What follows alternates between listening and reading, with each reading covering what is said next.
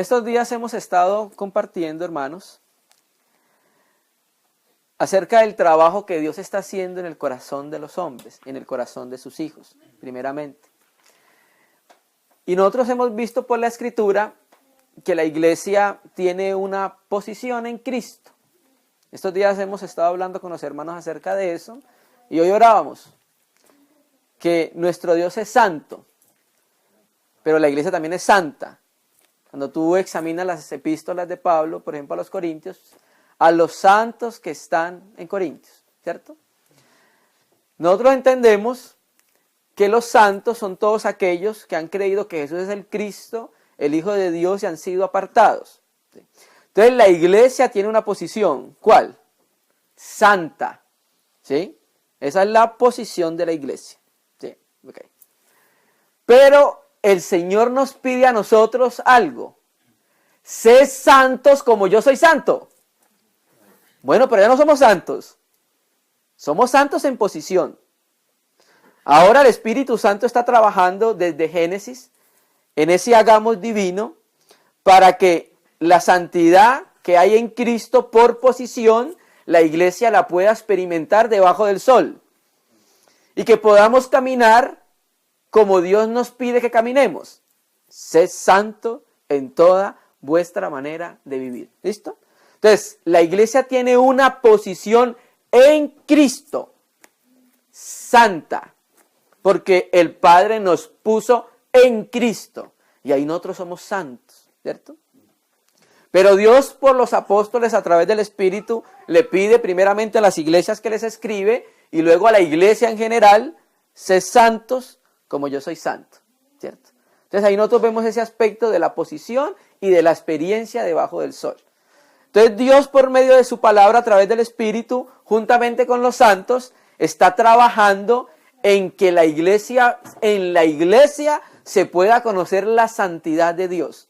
Amén. Cómo Dios es apartado, porque la palabra agios, santo, significa separado. ¿Listo? Entonces, en la iglesia, el mundo va a conocer cómo es santo Dios. El mundo no tiene ningún otro lugar más cómo conocer que Dios es santo, más en la iglesia, porque Dios está forjando su santidad experimental en cada uno de los santos. Amén. Entonces vamos a empezar a hablar en relación en el trabajo que está haciendo Dios por el Espíritu en sus hijos, ¿sí? ¿De qué nos quiere apartar? ¿Sí?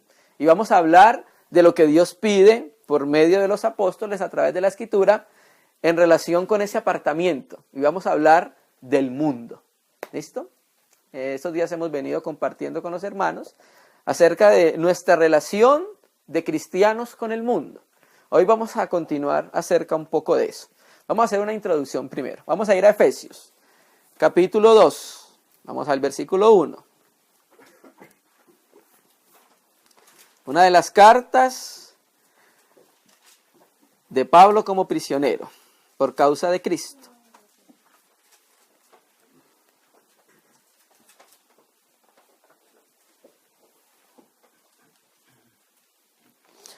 Efesios capítulo 2. Cuando tú examinas la carta a los Efesios, es una carta de las más altas espiritualmente hablando que tiene Saulo. Y vamos a llegar al capítulo 2. En el capítulo 1 estaba mostrando la posición de la iglesia. Nosotros estamos en Cristo, en los lugares celestiales. Esa es la posición de la iglesia, ¿sí? Entonces, como esa es la posición de la iglesia en los lugares celestiales, donde está Cristo, pues el caminar de la iglesia debe ser un caminar celestial, por causa de la posición. ¿Entendemos?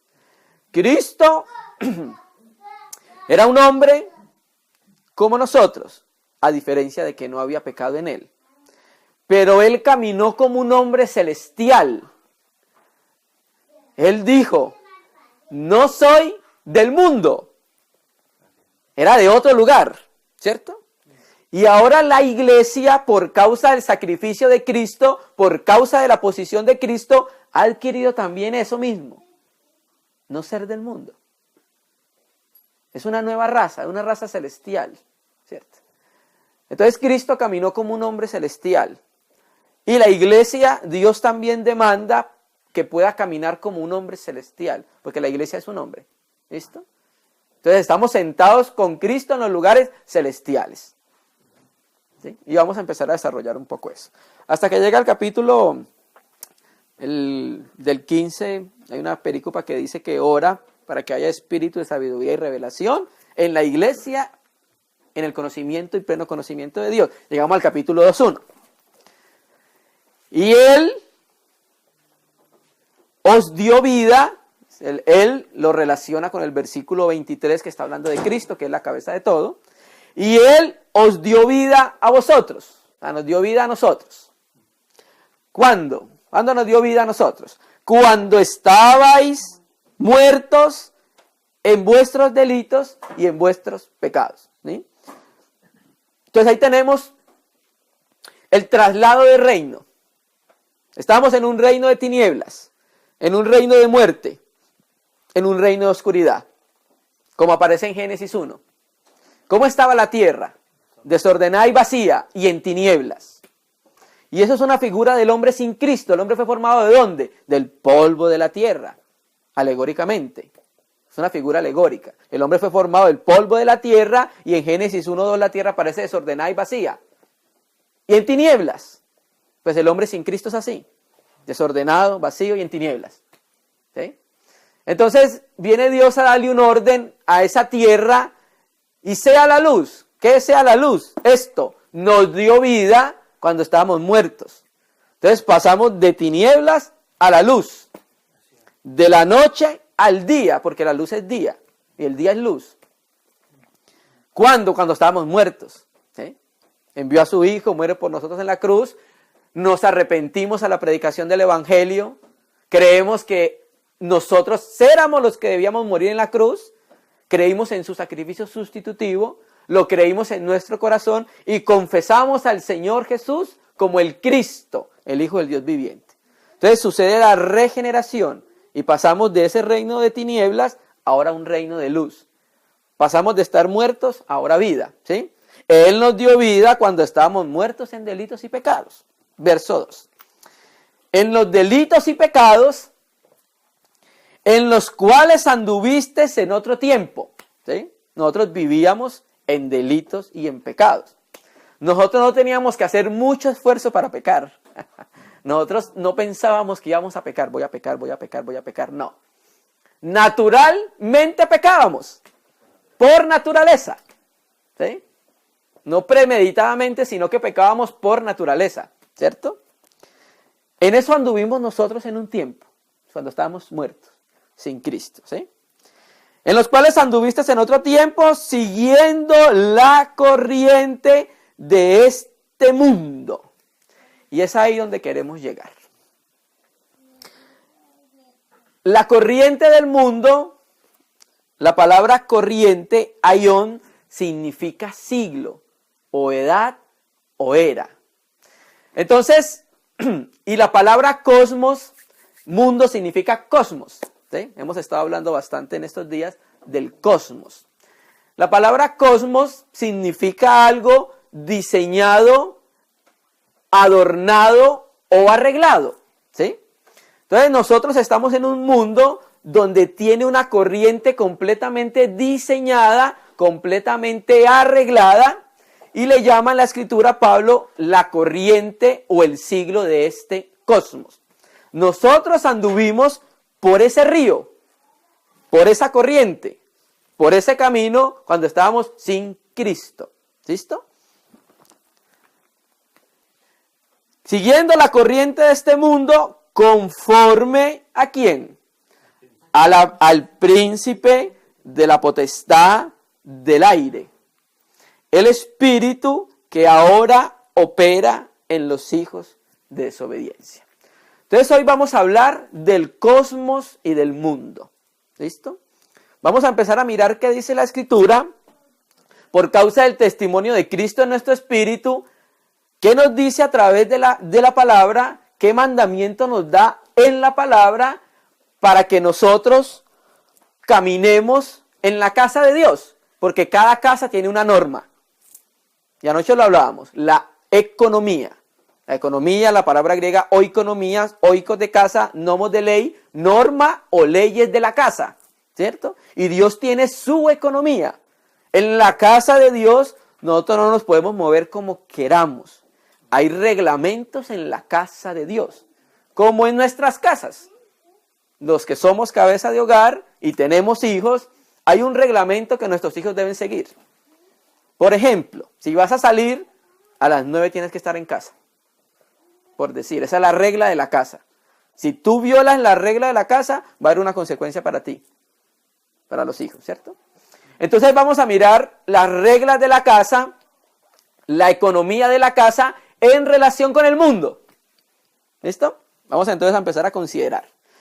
Primero, que nos dio vida. Y vamos a empezar a mirar cómo nos dio vida el Señor en un texto. Vamos allá a 1 Corintios. Capítulo 2. Amén, hermanos.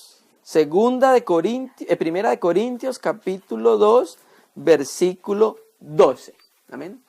El contexto viene hablando, contrastando la sabiduría del mundo y la sabiduría de Dios. ¿Listo? Y de la madurez que produce la sabiduría en cada creyente. Y queremos leer el versículo 12. Y nosotros, ese nosotros es los apóstoles con la iglesia.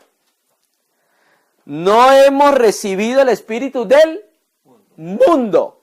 O sea que hay un espíritu en el mundo. El que opera ¿en dónde? En los hijos de desobediencia. Lo que leímos ahorita.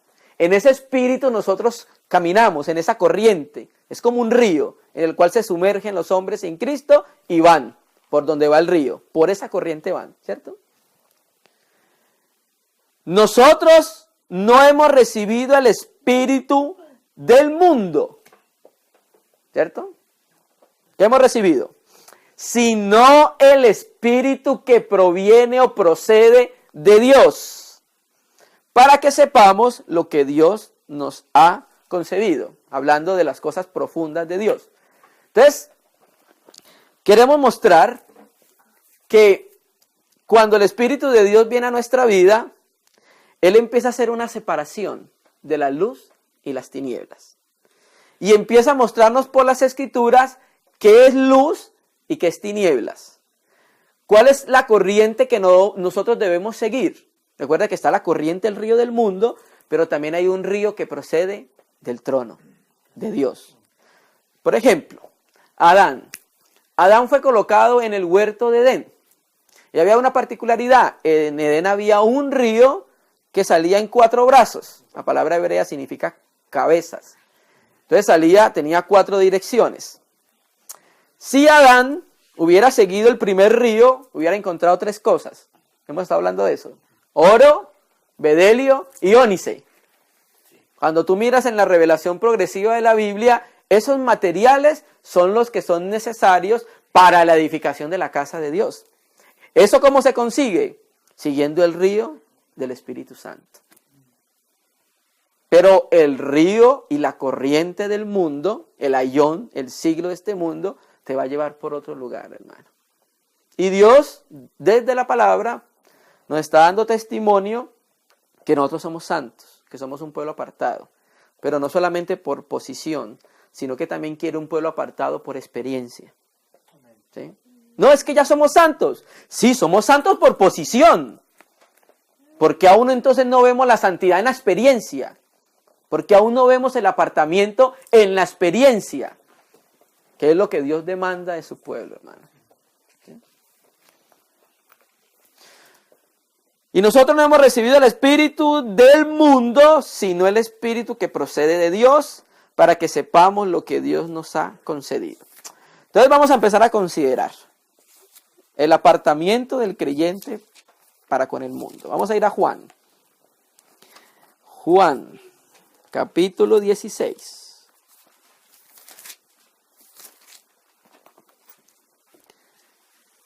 Vamos a leer desde el 7. El contexto, en el capítulo 13, el Señor llega al lugar donde come de la cena o la última Pascua con los discípulos. y se desarrolla en esa noche el capítulo 13, capítulo 14, capítulo 15, capítulo 16, capítulo 17, hasta el 18.1. Todo eso es en la misma noche. ¿Listo? Entonces el Señor habla muchos aspectos en esa noche y vamos a llegar al Paracletos, al Espíritu Santo. ¿Listo? Sí. Capítulo 16, versículo 7. Pero yo os digo la verdad. Os conviene que yo me vaya, porque si no me fuere, el Consolador o el Paracletos, es mejor traducir Paracletos, porque Consolador es una sola manifestación del Espíritu, en cambio Paracleto abarca todo lo que es la palabra del Espíritu. El Consolador, el Paracleto, no vendría a vosotros, mas si me fuere, os lo enviaré. Y cuando Él venga, convencerá al mundo de pecado, de justicia y de juicio. ¿Cómo va a convencer el Espíritu Santo al mundo de pecado, justicia y de juicio? Por la iglesia. El Espíritu Santo está actuando por la iglesia para convencer al mundo de que está en pecado. Si no se arrepiente de ese pecado, va a haber un juicio para él. Pero si se arrepiente de ese pecado, va a haber justicia para él. ¿Sí? De pecado por cuanto no creen en mí, de justicia por cuanto voy al Padre y no me veréis más, y de juicio por cuanto el príncipe de este mundo ya ha sido juzgado. ¿Listo? Entonces el Señor nos viene hablando del mundo, que es el sistema y el arreglo de todas las cosas hechas. Como hablábamos en estos días, la palabra cosmos viene de cosmético. Cosmético no es la realidad. Tú quitas el cosmético y aparece la realidad de la persona.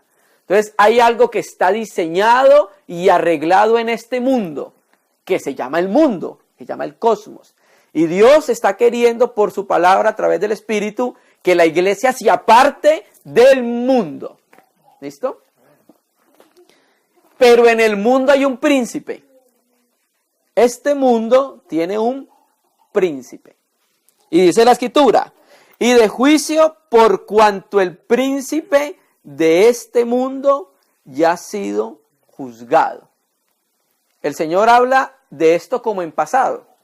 Y habla de también el cordero que fue inmolado ¿desde cuándo? Desde la fundación, desde antes de la fundación del mundo. ¿Listo? Estaba hablando de lo que iba a hacer con el príncipe del mundo, que lo iba a juzgar. Sumemos la escritura. La suma de tu palabra es verdad. Ahí en Juan 12, 31.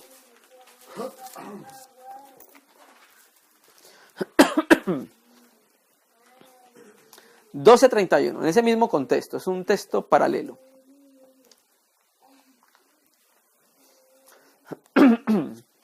Entonces, el príncipe del mundo ha sido ¿qué? Juzgado. ¿Listo? Juan 12:31. Ahora es el juicio de este mundo. Entonces tenemos el príncipe del mundo juzgado y el mundo juzgado. ¿Sí? Ahora es el juicio de este mundo. Ahora el príncipe de este mundo será echado fuera. Cuando Cristo muriese, resucitase, ascendiese y enviara el Espíritu Santo, iba a ser echado fuera el príncipe del mundo que estaba gobernando en los corazones de los hombres. Y ya por medio de la obra perfecta de Cristo, el que creyese en él iba a ser echado fuera de los corazones el príncipe de este mundo. Entonces, ¿qué queremos mostrar? Que el príncipe de este mundo ha sido juzgado y que el mundo ha sido juzgado. Vivimos en un mundo que ha sido juzgado, ¿cierto? Y vivimos en un mundo donde el príncipe del mundo ha sido juzgado, ¿cierto? Mire, ese mismo lenguaje tú lo encuentras en Hebreos, capítulo 2, más adelante. Vamos a leer bastante textos, hermano. Hebreos capítulo 2, versículo 14.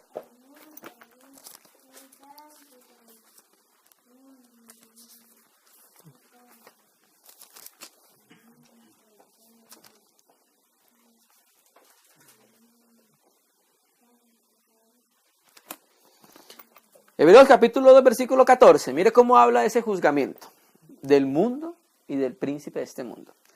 Así que por cuanto los hijos participaron de carne y sangre, los hijos de Dios, nosotros, Él también, ese Él es Cristo el Señor, participó de lo mismo. ¿Qué es de lo mismo? De carne y sangre. La diferencia de Cristo es que Cristo no había pecado en su carne. Él trae la carne de Adán sin pecar. Por eso Él se llama el último Adán. ¿Listo? Él participó de nuestra naturaleza humana sin pecado. ¿Listo? Él también participó de lo mismo. O sea, ¿qué es lo mismo? Carne y sangre. ¿Para qué? Para destruir por medio de la muerte al que tenía el imperio de la muerte. Esto es, al diablo. Ahí la palabra griega no es destruir. La palabra griega es anular o dejar enteramente inmóvil. ¿Sí? Katergeo, dejar completamente inútil. ¿Inútil en relación con qué? En relación con la obra que él hace en el mundo contra el cristiano. ¿Sí? Entonces, Cristo participó de carne y sangre para destruir por medio de la muerte al que tenía el imperio de la muerte. O sea, el Señor participa de carne para en su carne darle muerte al pecado que tuvo origen en el diablo. ¿Listo? Porque el pecado no es de origen humano. Entonces, en su carne, Él mata el pecado. Juzga al diablo, ¿y qué más? Al mundo. ¿Listo? El Señor de veras le dio muerte al pecado en la carne. Porque eso lo dice Romanos 8. El Señor le dio muerte al pecado en la cruz. Y desde ahí empieza la obra perfecta y preciosa de Cristo. La cruz. Como ahorita oraba nuestro hermano. Es allá donde nosotros debemos volver siempre, hermano. A la cruz. Y aparte de conocer que somos santos por posición, también debemos conocer por posición que estamos crucificados. También la iglesia tiene una posición, es crucificada juntamente con Cristo. O sea que la iglesia está muerta. Así está la iglesia, para el mundo. La iglesia está muerta para el mundo. Entonces la iglesia también debe dar esa expresión de que está muerta para el mundo. No seguir la corriente del mundo en la experiencia. ¿Listo? Entonces Él participó de carne y sangre para en la carne destruir, anular al que tenía, por medio de la muerte de Él, al que tenía el imperio de la muerte, esto es, al diablo. Entonces el Señor juzga la carne, juzga el pecado y juzga al mundo, hermano. Amén. Entonces dice en Juan 14, vamos a sumar la palabra nuevamente, hablando de lo mismo. Estamos haciendo esta introducción para llegar a algo. Juan 14, versículo 30.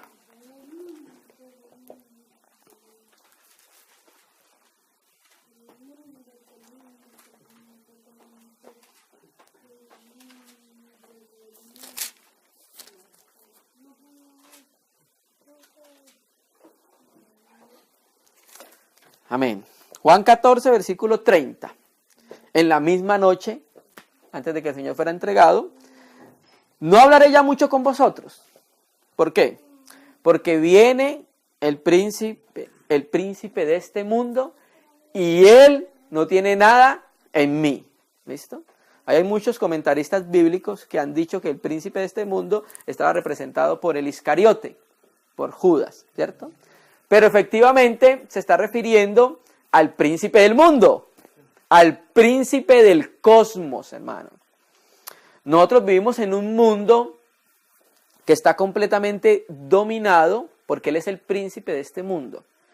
En todos los aspectos del mundo, Él es príncipe, porque Dios le permitió tener esa autoridad. Ustedes recuerdan en Apocalipsis, a las bestias dice así, y se le dio autoridad. O sea, no puede tenerla por sí sola, tiene que dársele autoridad. ¿Ustedes recuerdan el caso de Job? Cuando se presentaron los hijos de Dios y fue el diablo en ellas, se le dio autoridad sobre Job, no la puede tener por sí solo, ¿cierto? Ok. Entonces, este mundo, Él es el príncipe y es el gobernante del mundo. Y Él gobierna en todos los aspectos. Política, economía, cultura, en lo social, en lo religioso, en lo económico, en todo, hermano.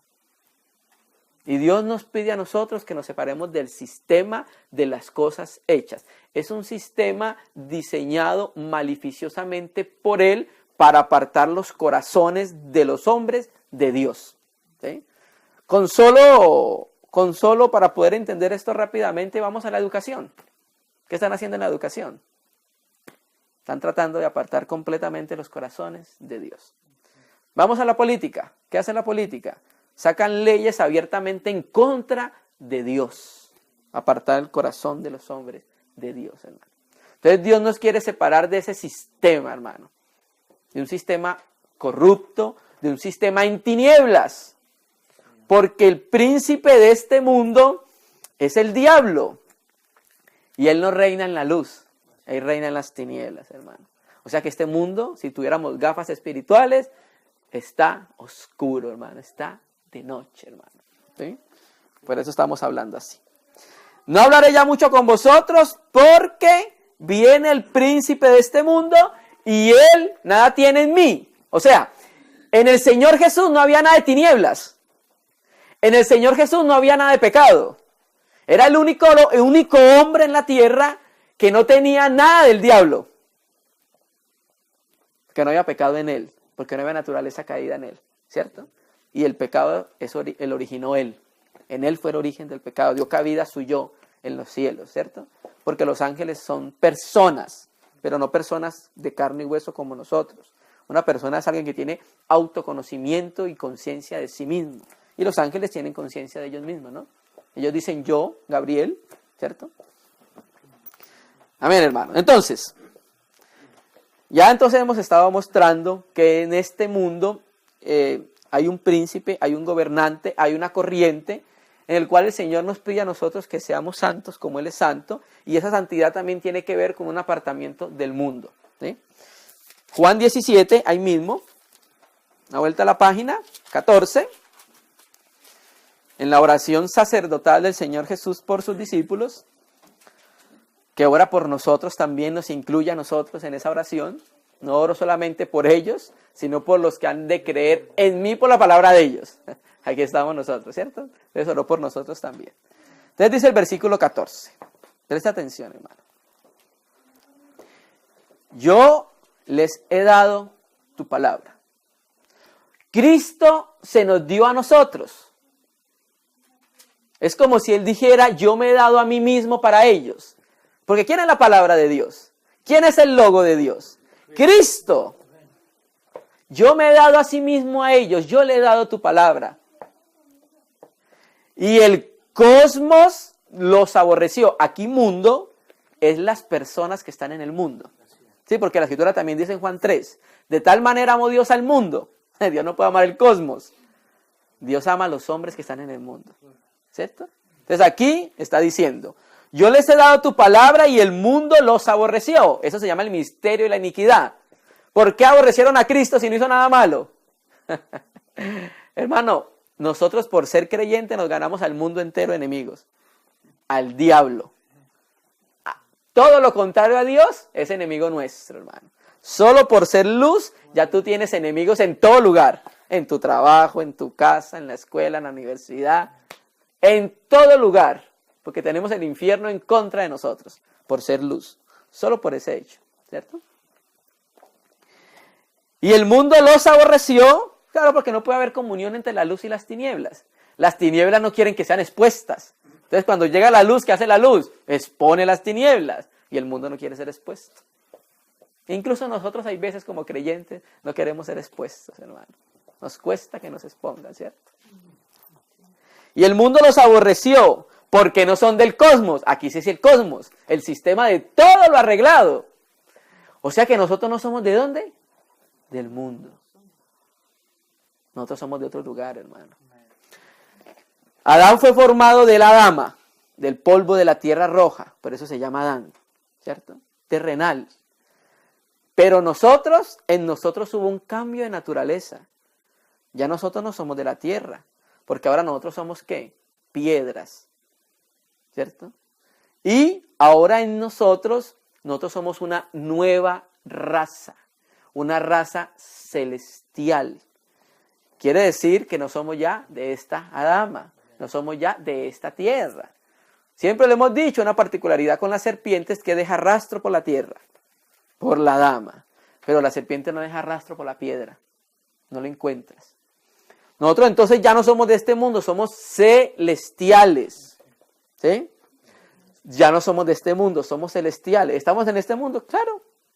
Trabajamos, vivimos en este mundo, tenemos casas, tenemos negocios, pagamos nuestros impuestos. Pero nosotros debemos vivir con una conciencia de que somos extranjeros, que nuestro camino es para arriba, que aquí no nos vamos a quedar nosotros. Nada de esto de acá, nosotros nos vamos a quedar. Nosotros vamos a tener esta casa en la eternidad. Va a ser una mejor, hermano. Completamente, ¿cierto? Moradas eternas, diferentes a estas, ¿no?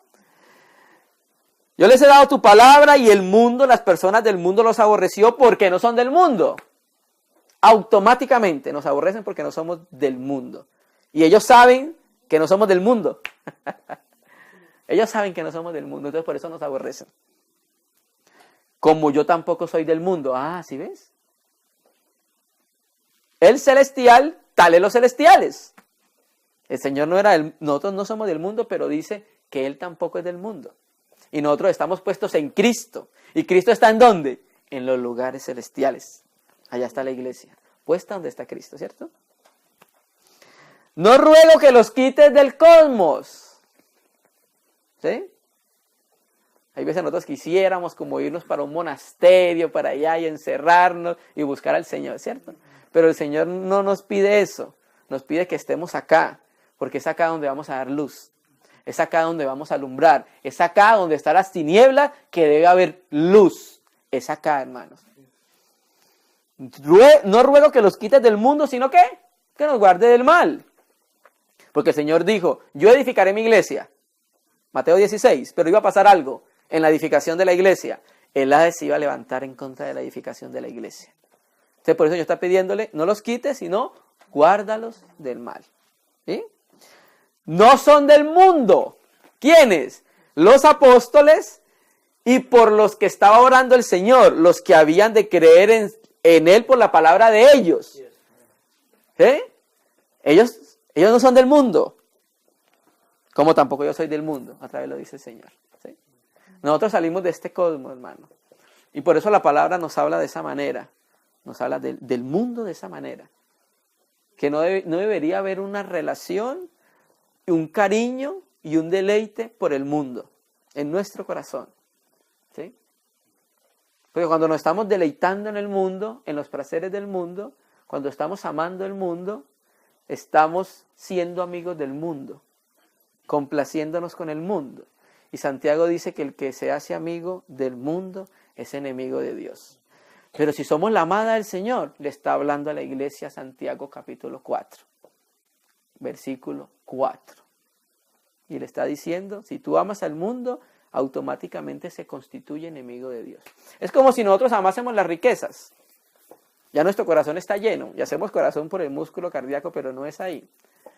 Si nosotros amamos la riqueza, nuestro corazón está lleno del amor por Mamón. ¿Cómo podemos amar al Señor? ¿Sí? Entonces cuando nosotros nos estamos deleitando en el mundo, cuando estamos amando al mundo, nuestro corazón nuestra devoción y corazón está para el mundo, no puede ser para Dios. Ahí no estamos demostrando que no somos del mundo. Ahí estamos demostrando, es como si fuéramos del mundo. No son del mundo como yo tampoco soy del mundo. Ah, pero mire qué es lo que dice a los discípulos que están en el mundo, a la iglesia que está en el mundo. Santifícalos en tu verdad. O sea, apártalos en tu verdad. ¿Y qué es la verdad? Tu palabra es verdad. Entonces la palabra tiene el poder en nuestra vida de apartarnos del mundo. Nos santifica, nos limpia del mundo. Porque está en tinieblas, porque está en oscuridad, porque está en pecado. Su palabra, o sea, el mismo Señor. Hay que acercarnos a Él para que su palabra nos limpie y nos santifique, nos separe del mundo del que estamos hablando. Amén. Tu palabra, santifícalos en tu verdad. Sepáralos en tu verdad. Tu palabra es verdad, tu palabra es realidad para nosotros. Entonces, nosotros vimos que hay un mundo, que hay un príncipe en este mundo, que el príncipe del mundo y el mundo fueron juzgados. ¿Amén? Entonces, en base a eso vamos a mirar una figura en el Antiguo Testamento, Levíticos. Vamos a mirar lo terrible que es acercarnos al mundo. Vamos a ver lo terrible que es la luz tocando tinieblas. Porque nosotros no somos la luz, ¿cierto? Somos la luz porque está la luz, Cristo el Señor. Yo la luz he venido al mundo. Entonces en nosotros se encuentra la luz. Porque el Señor nos pide en Filipenses que alumbremos como luminarias en este mundo. ¿Okay? Levíticos capítulo 11. Vamos a mirar una figura. En hermenéutica, que son los principios de interpretación bíblica, hay una rama de la hermenéutica que se llama exégesis alegórica o alegoría. ¿Listo? Les voy a poner un ejemplo de exégesis alegórica o alegoría. La vemos sobre todo en Pablo. Pablo habla en Gálatas acerca de Sara y Agar. Y dice así: estas mujeres son dos pactos. Es una alegoría. El mismo Pablo lo dice. Es una alegoría. O sea que él estaba viendo detrás de las líneas. Estaba viendo que aunque el Espíritu Santo estaba hablando de lo que sucedió con Sara y Agar, Pablo está viendo más allá de las líneas. Está diciendo, estas mujeres son dos pactos. ¿Sí? Y lo mismo también se encuentra en 1 Corintios 10. Cuando dice que la roca que los seguía y de la roca que bebieron era ¿quién? Cristo, pero ahí no dice que era Cristo. Esos son aspectos espirituales. Entonces vamos a utilizar un poco de alegoría. Levítico capítulo 11. Vamos a hablar de los animales limpios y no limpios. De los animales inmundos y no inmundos. Limpios era porque se podían ofrecer en sacrificio a Dios.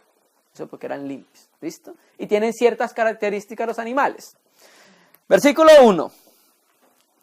Habló Yahvé a Moisés y a Aarón diciéndoles: habla a los hijos de Israel y decirles: estos son los animales que comeréis de entre todos los animales que hay sobre la tierra.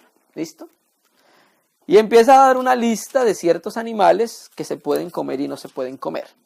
Pero por causa de lo que estamos compartiendo, quiero llegar al versículo 13, que son las aves. 13. Y de las aves, estas tendréis en abominación. No se comerán. Serán abominación el águila, el quebrantahuesos, el azor, el gallinazo, el milano, según su especie. Todo cuervo, según su especie. ¿Listo? Vamos a dejarlo ahí.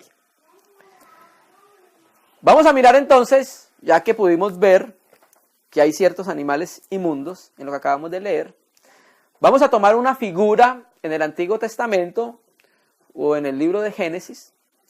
Y vamos a tomar la figura del arca de Noé, que es una de las, podemos llamar una de las segundas revelaciones que hay acerca de la edificación en la casa de Dios. Cuando tú miras la edificación del arca, tiene medidas, como tiene medidas el tabernáculo, como tiene medidas el templo, como tiene medida Cristo. Las medidas de Cristo tú las encuentras en Efesios 3. La anchura, la altura, la longitud, ¿cierto? Y la profundidad. Entonces, en el arca de Noé tenemos también 3 pisos, 3 compartimientos, 1, 2, 3. En el tabernáculo tenemos 3 partes, atrio, santo y santo de los santos. En el templo igual. En el templo que es nuestro Señor Jesucristo, pues también. Entonces vamos a tomar el arca de Noé como una figura de Cristo. Una figura de aquel que nos salvó de la muerte. Una figura de aquel que nos trasladó del reino de las tinieblas al reino de su Hijo amado, porque efectivamente el arca es una figura de la edificación de la casa de Dios. Vamos a Génesis. Génesis capítulo 7. Vamos a leer, vamos a mirar unas figuras preciosas que hay acá, hermanos. 7, versículo 1. Entonces, contexto Yahvé vio que la intención del pensamiento del corazón del hombre era continuo al mal. Y no ha cambiado, hermano. La carne no mejora. La carne sigue siendo carne. Y por eso hay una sentencia contra ella, muerte. Por eso Cristo la crucificó.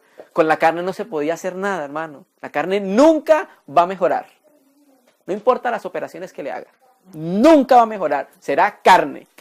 Porque el Señor Jesús lo dijo, lo que es nacido de la carne, carne es. ¿Cierto? Ok. Capítulo 7, versículo 1. Entonces en el 6 le da la tercera relación de la tercera relación de Génesis, que es la de Noé, y le da un mandamiento, le dice que se haga un arca, y el arca tiene una particularidad, 3 pisos, tiene una claraboya, que es una ventana arriba, y tiene una puerta. ¿Listo? Una sola puerta tiene el arca. Y la Escritura revela que Yahvé cerró el arca. ¿Cierto? Hay una sola entrada al reino de los cielos. Cristo es la puerta de las ovejas. ¿Cierto? Y donde estamos nosotros en la iglesia, hay un solo lugar para recibir la revelación. Y es de los cielos. Por eso la abertura, la claraboya, dice mediodía en el hebreo. Esa ventana que ve arriba, para recibir lo que proviene de los cielos. Capítulo 7, versículo 1. Dijo luego Yahvé a Noé: entra tú y toda tu casa en el arca, porque a ti te he visto justo delante de mí en esta generación. De todo animal limpio tomarás 7 parejas. Mire que los animales limpios empiezan a hablar desde Génesis. Macho y su hembra. Mas de los animales que no son limpios, ya leímos que entre los no limpios estaban ¿quiénes? Los que leímos, los aves que leímos, quebrantahueso, el azor y el cuervo. Ok. Mas de los animales que no son limpios, una pareja, macho y hembra. También de las aves de los cielos, 7 parejas, macho y hembra, para conservar viva la especie sobre la faz de la tierra. Y pasados aún 7 días, yo haré llover sobre la tierra 40 días, 40 noches, y raeré sobre la faz de la tierra a todo ser viviente que he creado. El número 40 en la Biblia es número de tribulación, número de prueba. ¿Listo? Entonces se ingresan todos en el arca, Noé con su familia, viene el diluvio, hace una referencia a la muerte, ¿cierto? Y Dios juzga el mundo por agua. ¿Amén? Porque eso es lo que dice la Biblia, ¿cierto? Dios juzgó al mundo por agua. O sea que se relaciona con lo que estamos hablando. En la cruz Cristo juzgó al mundo, ¿cierto?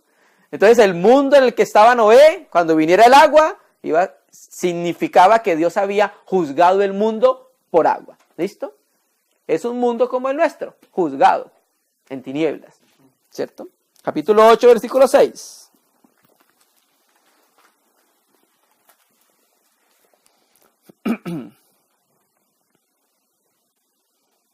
Sucedió que al cabo de 40 días abrió Noé la ventana del arca que había hecho y envió un cuervo.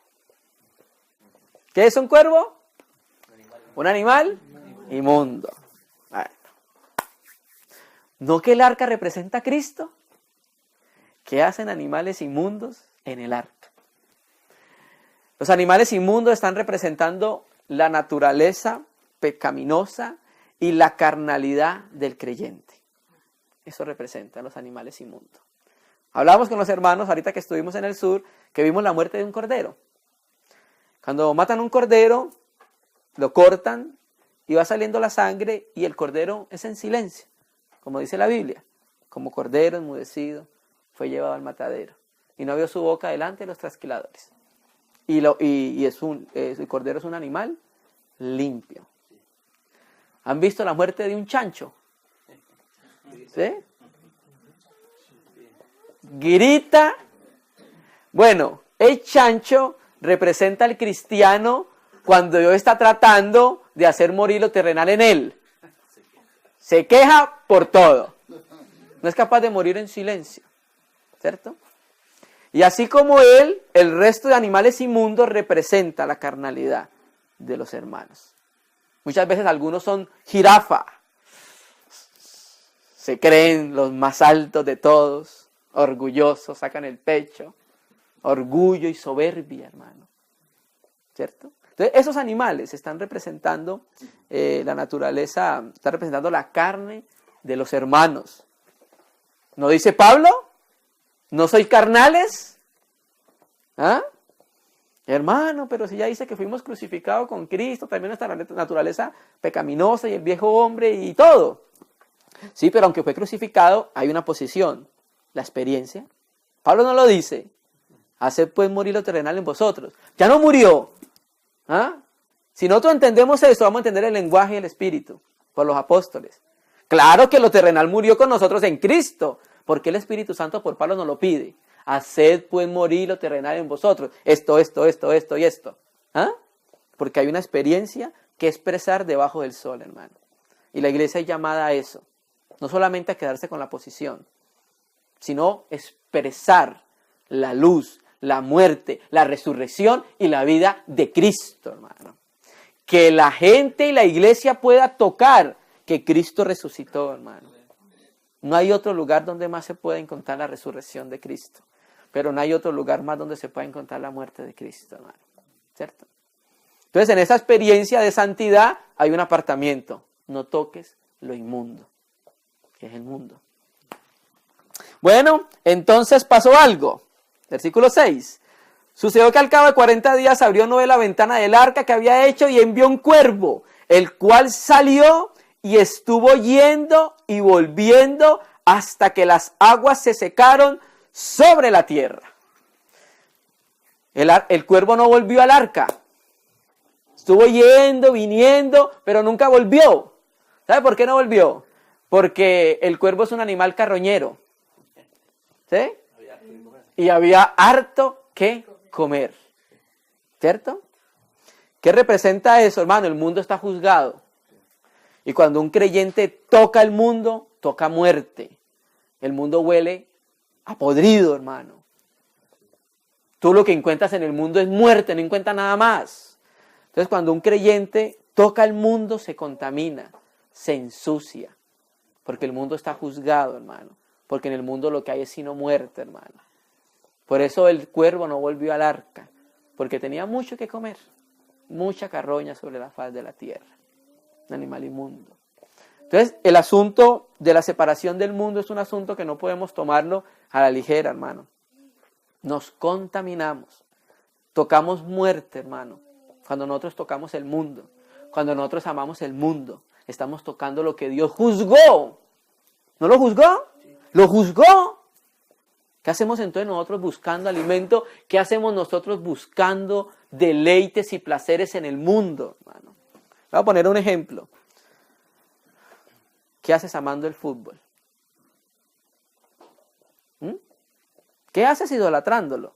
¿Qué haces amándolo? Estás tocando muerte, hermano. Uy, este hermano sí es religioso, extremista y radical. ¿Sabe quién es radical, extremista y religioso? Aquel que dijo, si tu ojo te es ocasión de caer, sácatelo. Ese sí es extremista y ese sí es radical, hermano. Este mundo huele a podrido, hermano. Hiede lo que está muerto, hermano. Entonces, cuando nosotros que somos luz, tocamos eso, nos contaminamos. Y somos como ese cuervo que no quería volver al arca, porque encontró mucho alimento en el mundo, ¿cierto? Pero también envió una paloma. Aleluya al Señor, ¿cierto? Que representa la naturaleza de nuestro Señor, mansa, sublime. Envió también de sí una paloma. Hay 3 salidas de la paloma, no vamos a hablar de eso ahorita, pero queremos enfatizar en un aspecto, para ver si las aguas se han retirado sobre la faz de la tierra. Y no halló la paloma donde sentar la planta de su pie. ¿Ah? Es un hombre espiritual, es un hombre neumático. Sabe que en el mundo no hay nada para él. Sabe que el único lugar donde hay algo para él es en el arca, donde está Cristo el Señor. Es en el arca donde está Cristo. Por eso es que fue y volvió, no hay nada para mí.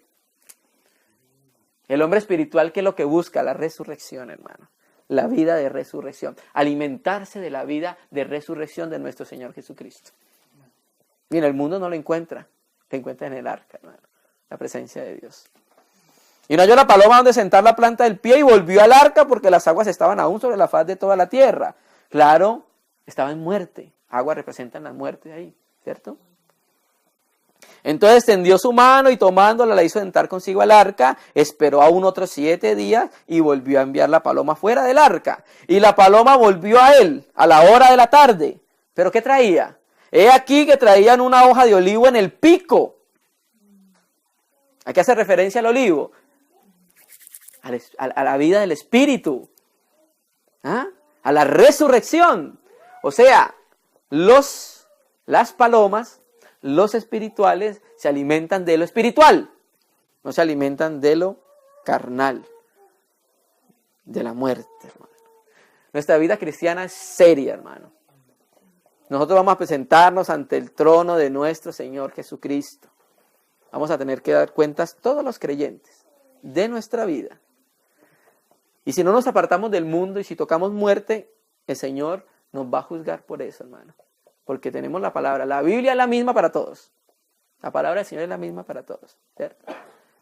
Y el Señor nos manda a un apartamiento, hermano.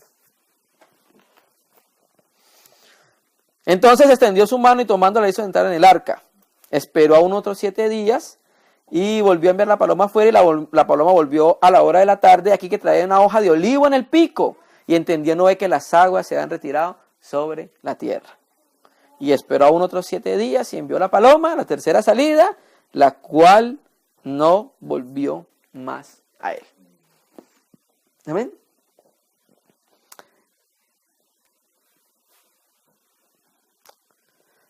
Señor, ayúdanos.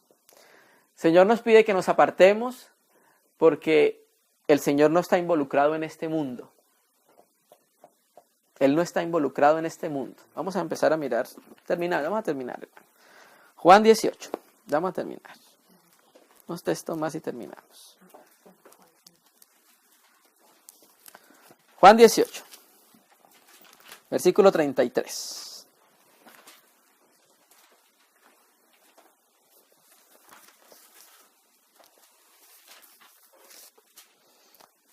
Queremos dejar en el corazón de los hermanos que este mundo está en tinieblas y este mundo tiene un príncipe. Y aquí no hay un reino del Señor, en el corazón de las tinieblas. El reino del Señor está en el corazón de los creyentes. Ahí está el reino del Señor. Juan 18:33, el Señor lo arrestan, está delante de Pilatos. Entonces Pilato volvió a entrar al pretorio y llamó a Jesús y le dijo, ¿eres tú el rey de los judíos? Jesús le respondió, ¿dices tú esto por ti mismo o te lo han dicho otros de mí? Pilato le respondió, ¿soy yo acaso judío? Tu nación y los principales sacerdotes te han entregado a mí. ¿Qué has hecho? Respondió Jesús, mi reino no es de este mundo. ¿Por qué? Porque este reino está en tinieblas, hermano. Si mi reino fuera de este mundo, mis servidores pelearían para que yo no fuera entregado a los judíos, pero mi reino no es de aquí. Eso es algo que nosotros, la iglesia, debemos entender en nuestro corazón. El reino del Señor no es de acá. ¿Sí? ¿Cómo sabemos que el reino del Señor es de acá? Mira lo que dice Lucas 4, allá atrás. ¿Por qué el reino del Señor no es de acá? Lucas 4, versículo, ya le voy a decir qué versículo. 7. No, 5. Aquí es la tentación. El Espíritu Santo impulsa al Señor Jesús adrede al desierto para ser probado en el desierto, ¿cierto? 40 días y 40 noches. Como el arca, ¿no? Versículo 5. Y le llevó el diablo a un alto monte y le mostró en un momento todos los reinos de la tierra. Una visión. Y le dijo el diablo, a ti te daré toda esta potestad y la gloria de ellos, porque a mí me ha sido entregada y a quien quiero se la doy. Aquí dice los reinos de la tierra. Mateo 4, lo voy a leer sin que se muevan de ahí. 4:8 dice, otra vez le llevó el diablo a un monte muy alto y le mostró todos los reinos del mundo. Los reinos del mundo están en la tierra. Si tú postrado me adorares, todos serán tuyos. Si tú postrado me adoras, todos serán tuyos. ¿Sí? ¿Por qué? Porque los reinos del mundo están bajo ¿quién? Bajo el príncipe de este mundo, hermano. ¿Cierto? Sí, el mundo entero está bajo el maligno. Eso es lo que dice el testimonio de las Escrituras. Pero el Señor empezó una obra. ¿Sí? En la cruz. ¿Cierto? ¿Y qué va a hacer con esa obra?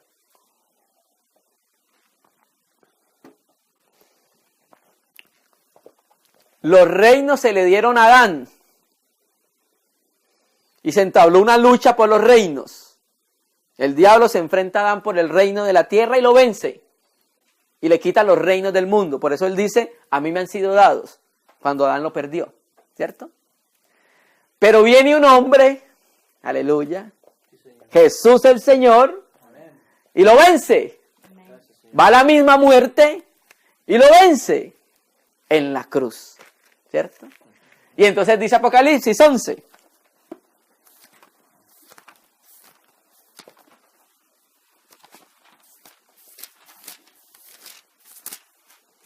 En la séptima trompeta, la última trompeta. Aleluya. Apocalipsis 11, versículo 15.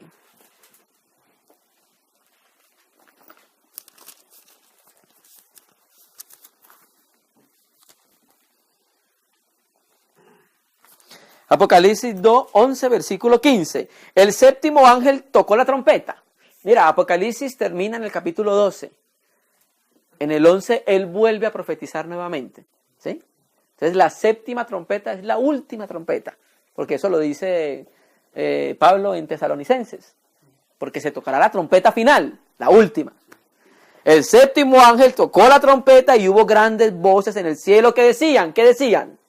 Los reinos del mundo han venido a ser de nuestro Señor y de su Cristo. Aleluya. Porque eso no se va a quedar así. Entonces, un hombre perdió el reino, Adán. Un hombre recupera el reino, Cristo, el Señor, ¿cierto? Y reinará por los siglos de los siglos. Ahí el Señor recuperará los reinos del mundo. Empezará el reinado de nuestro Señor Jesucristo. Pero por ahora, apartémonos del mundo. Por ahora, no amemos el mundo. Terminemos con dos textos, ahí mismo en Primera de Juan 2. Que ya lo leímos ayer, vamos a volver a leerlo hoy. Primera de Juan 2:15, ahí atrás, unos textos atrás. Por eso, hermano, por eso no podemos amar a este mundo, porque los reinos del mundo son del enemigo, del adversario de Dios, y son reinos en tiniebla. Nosotros estamos en luz. Cuando tocamos el mundo nos contaminamos. Estamos tocando muerte, hermano. ¿Sí? Y nos estamos alimentando de muerte. Qué desagradable, ¿cierto? Nosotros nos damos cuenta de esos aspectos espirituales en nuestra vida. Primera de Juan 2:15 le está hablando a los padres, a los hijos y a los jóvenes. No améis al mundo. Ahora cobra sentido por qué no tenemos que amar al mundo. Mira todo lo que hemos visto acerca del mundo. La palabra améis es agapo, de agape, que es el amor que se le debe solo a Dios, el amor divino. Entonces Dios nos pide a la iglesia. Primera de Juan no es para el mundo. ¿Para quién? Para los creyentes. No améis al mundo con el amor con que se debe amar a Dios. Mira, Gálatas 3 dice, oh Gálatas insensatos, habiendo comenzado por el Espíritu, vas a terminar en la carne. O sea que es probable que un creyente termine en la carne. Sí, porque el Espíritu lo reveló clarito. Y es más, ahí cuando dice acabéis, la palabra griega es perfeccionéis, como lo dice la Biblia textual. O sea que un creyente se puede perfeccionar en la carne. Qué terrible, ¿cierto? Terrible, ¿no? No améis al cosmos. Seguimos con el cosmos. ¿Y qué más? Ni las cosas que están en el cosmos.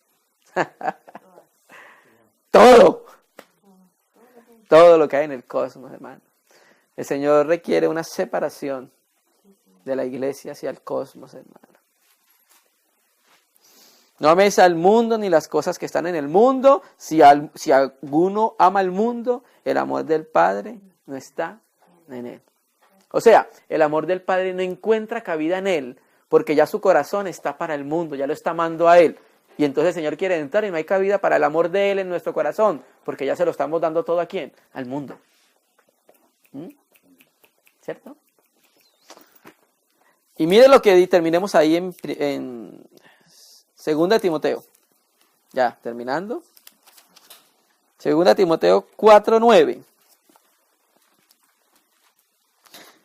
Ya Pablo, es una de las últimas cartas. Pablo habla de que ya está listo para ser sacrificado.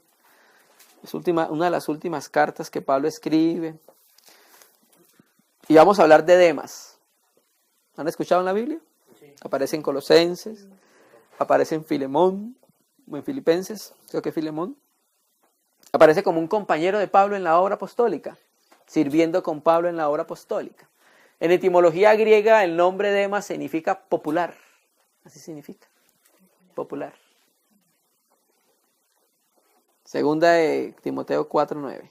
Procura venir pronto a verme, le dice a Timoteo, porque Demas me ha desamparado. El griego significa desertar.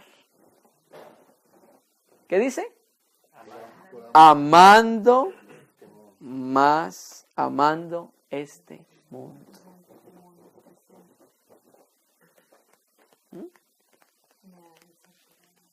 Me ha desamparado. ¿Sí? Amando más este mundo. Amó el presente siglo, hermano. La corriente de este mundo. Eso es lo que significa eso. Amó la corriente del mundo y desertó. No sabemos qué pasaría después con Demas. No hay más registros acerca de si volvió a la fe. No sabemos. Pero aquí amó el mundo presente. Y Pablo dice, me ha desertado, me ha desamparado, amando más el mundo, y se ha ido a Tesalónica. Hay algunos comentaristas, como Crisóstomo, que dice que él vivía allá. Crescente se fue a Galacia y Tito a Dalmacia. Santiago dice que la religión pura y sin mancha es esta: visitar a los enfermos, a sus viudas en sus tribulaciones y a los huérfanos, y guardarse ¿del qué? Sin mancha del mundo. O sea que el mundo lo que hace cuando lo tocamos es que ensucia nuestras vestiduras. Eso es lo que hace el mundo. Cuando lo tocamos, nosotros tenemos vestiduras blancas, a nosotros nos vistieron. Estamos revestidos de Cristo. Pero cuando lo tocamos, se ensucia nuestra vestidura. Se mancha. Demas me ha dejado, amando más el mundo. Porque la obra apostólica es compleja. Porque hay veces se quieren vivir en ciertas comodidades, pero muchas veces la obra apostólica no te lleva a eso, te lleva a sufrimientos. Lea 2 Corintios y vas a mirar cómo era la obra apostólica. Sujeto a padecimiento, apedreado, hambre, náufrago, persecuciones, ¿cierto? Entonces, de pronto Demas no quería participar de esto. Quería más comodidad, más estar en el mundo. Santifica tu palabra porque ella es verdad. Amén, hermano. Vamos a orar al Señor. Vamos a agradecerle.